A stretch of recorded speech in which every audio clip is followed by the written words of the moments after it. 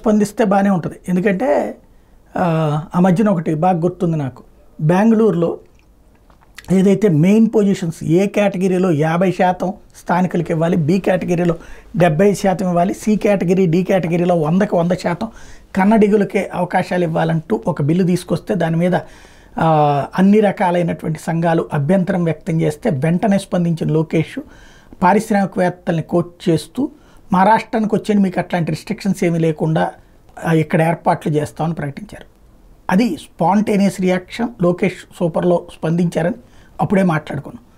ఇప్పుడు ఒక చక్కటి అవకాశం మనకి మహారాష్ట్రలో ఉన్నటువంటి అంటే అద్దెలు తట్టుకోలేక కొన్ని సంస్థలు అక్కడి నుంచి అవతలకి వెళ్ళిపోతున్నాయి. అది జెప్టో ఏదైతే 10 నిమిషాల్లో గ్రోసరీ ఇంటికి డెలివరీ చేసేటటువంటి సంస్థ జెప్టో.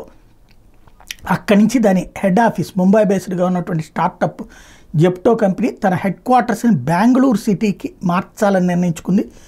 ముంబైలోని అద్దెల కారణంగానే ప్రకటించింది. అట్లాంటి సంస్థని హెడ్ క్వార్టర్సే కాబట్టి ప్రాబ్లం లేదు. కావాలంటే గోడౌన్స్ అవి కూడా మనం సప్లై చేయొచ్చు. ఆంధ్రప్రదేశ్, అమరావతి లాంటి చోట్లకి అట్లాంటి కంపెనీలు వస్తే అద్భుతంగా ఉంటుంది. బెంగళూరు కంటే అద్దెలు తక్కువ అమరావతిలో ఉంటాయి.